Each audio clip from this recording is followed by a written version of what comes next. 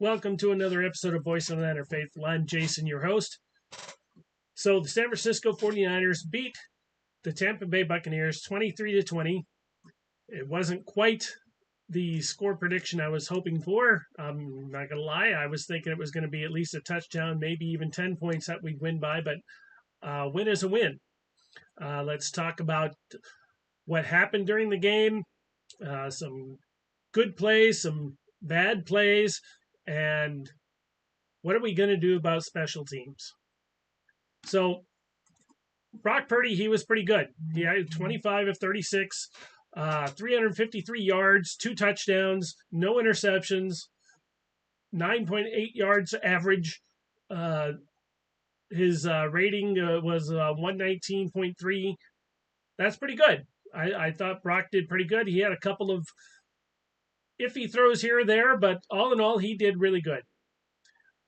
Christian McCaffrey, he carried for, what do we got? 13 carries for 39 yards. So they held him pretty good for, the Bucs defense held him pretty good for rushing.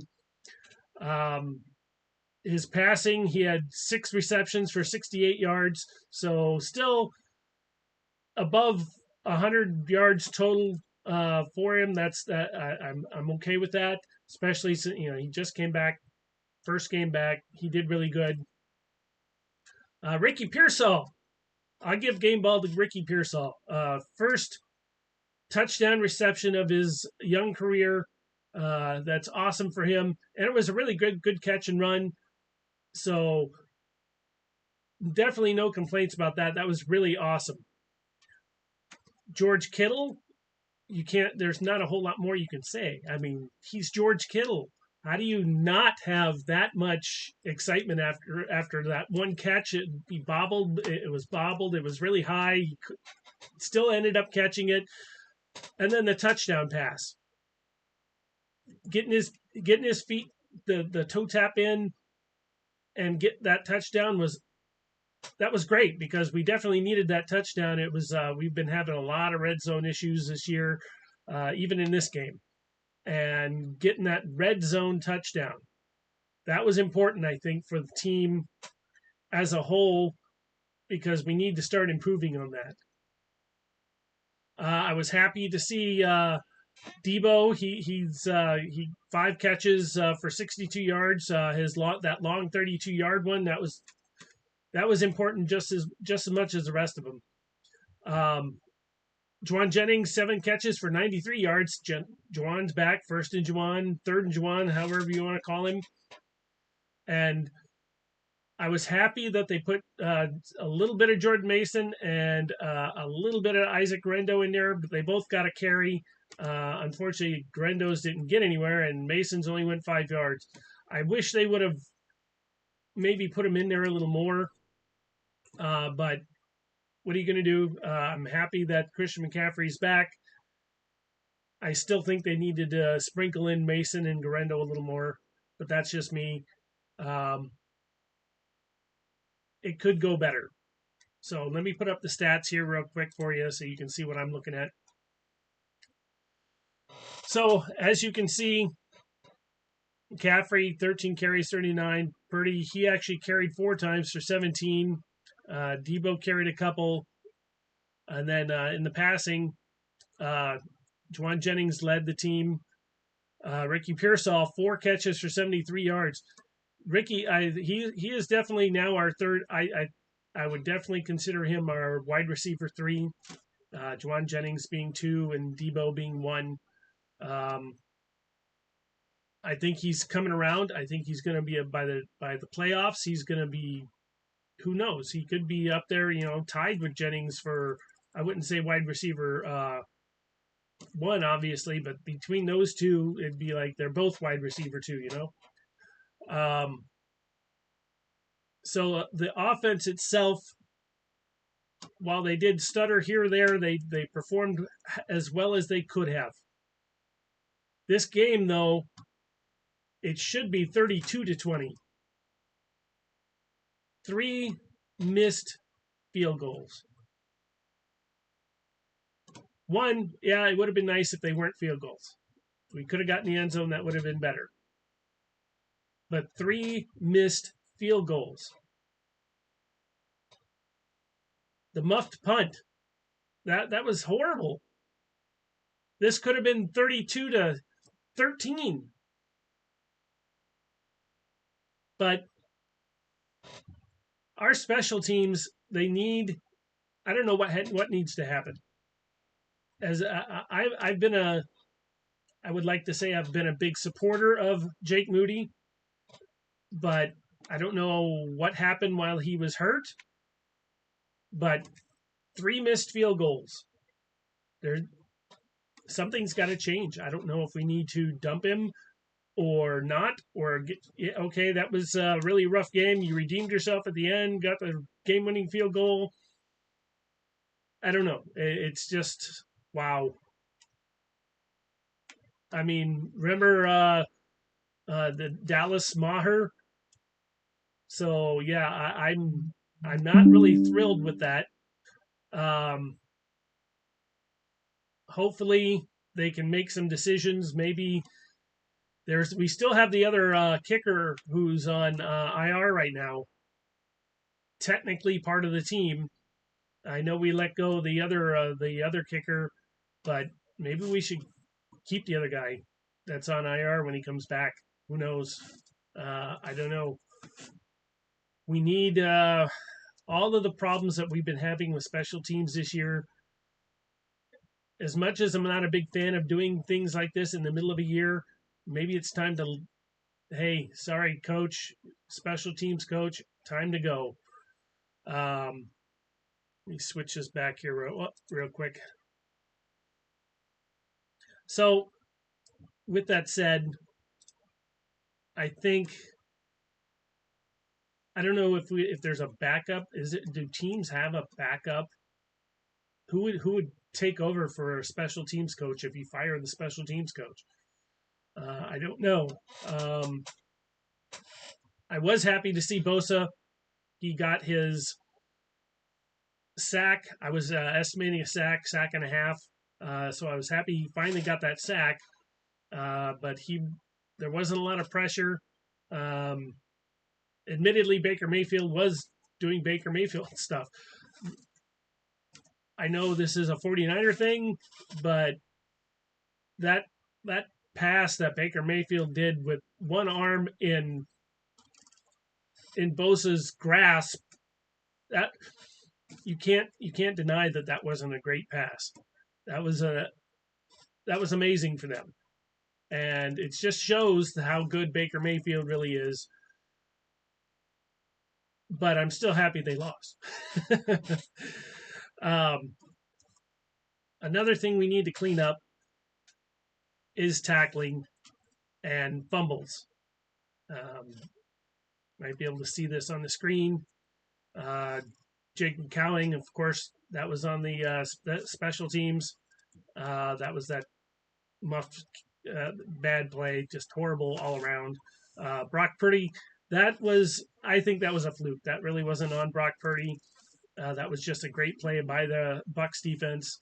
Luckily, Juwan Jennings got it back. Baker Mayfield, though, he fumbled 3 times, and that helped us out a lot. Fred Warner was the lead tackler, as usual. Devondre Campbell, he was up there, but I still saw him miss some tackles that he should have got. Malik Mustafa, he was doing pretty good. Nick Bosa, 3 solo tackles out of his 4 and 1 sack, so I'm happy with that. I wish he would have got a lot more pressure, though. Hopefully next week he can do that against the Seahawks. We'll definitely need to beat the Seahawks. Yeah, this whole game needs to be a learning lesson, I guess. It's just so, how can I put it?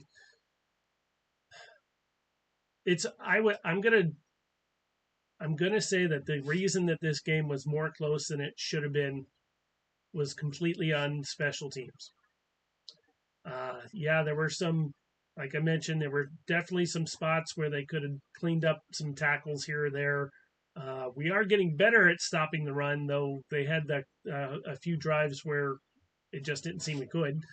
Um, but I think overall we are getting better at stopping the run. But special teams is where we need to concentrate on getting better. If we need to bring extra people in, obviously we can't trade for anybody else, but maybe there's somebody out there that's a free agent and hey, come on off the street. You can't you can't do any worse. Uh, so tell me all what you guys think. I'm hoping that this can get better. It should get better. I'm happy for the win. Definitely 5-4 now. We're in the second place. I guess that all depends on how well Arizona does. They're playing right now, and tomorrow night with the Rams. Hopefully they both lose, but we'll see. Um, there were a couple plays that I'm sure everyone wants to complain about the refs as usual, but unfortunately, well, we can still complain about them. But even on us, the Bucs could have easily complained about those 2 quarter uh, penalties on them, the pass interference. While again, I'm happy we won, and I'm happy that those things went our way. But it's still, I got to be fair. Those should have been penalties, or one, the pass interference shouldn't have been a penalty, and then there was a no call a few plays later for the clock went to zero, and it should have been a delay of game, and they let it go. So it's not just the refs on the Chiefs, though it does seem mostly on them, helping them. Um, but the refs on everything. And I'm still going to say this is, I don't want to complain about it and be one of those people that complains and complains and complains and they don't have a solution. I believe I at least have a minor solution, two actually. My first thought was, all right, during the off season, time to have a meeting. Let's find and decide to try to let's put another set of eyes on the field. One more ref. It can't hurt. But if you don't want to do that, at minimum, because a lot of these games are coming down to the last 2 minutes. They're really great games. Talk like the game on Thursday night, Ravens Bengals. The Bengals were going for the 2-point conversion. There were two separate non-call penalties. It was ridiculous. There's other games, especially, I hate to say it, going back to the Chiefs games, that in the last 2 minutes should have been, penalties or bad calls or whatever. The last 2 minutes, New York, the guys in New York that are watching this thing too, that the refs get help from, they should be able to throw a flag. Yeah, it's like, how are they supposed to throw a flag from New York? Well, this modern technology. I'm sure that they can make it so if New York says, hey, there was a problem with that, they can talk to the refs on the field. They can press a button and up on the big screens at every stadium, a big flag, a yellow flag would pop up on the screen. So everyone would know, hey, there's a flag from New York on this play. But just in the last 2 minutes of the fourth quarter, that's the only time that they'd be able to do it. But they should have some say more than they do now. In the last 2 minutes, they should be able to reverse something as well. Any play. If they call a personal foul and that's normally can't be reversed, that last 2 minutes, something like that should be able to get reversed. These games are just these great games that are happening this year and last year are all just being thrown in. It's terrible. They're just making them horrible at the end of the game because of these terrible calls or non-calls. So things need to change. That needs to change. Hopefully they'll have some sort of discussion during the next off season and make some rule changes to fix this. I just don't know what else we can do. If you guys have any suggestions, shoot me a message. I'll talk about it next week. Speaking of next week, we play the Saints. No, we don't play the Saints. We play Seattle. So hopefully we can beat Seattle again. We need the wins against our own division. So let's hope we got a good win there. Hopefully we'll have some more improvements on special teams. So let's go Niners.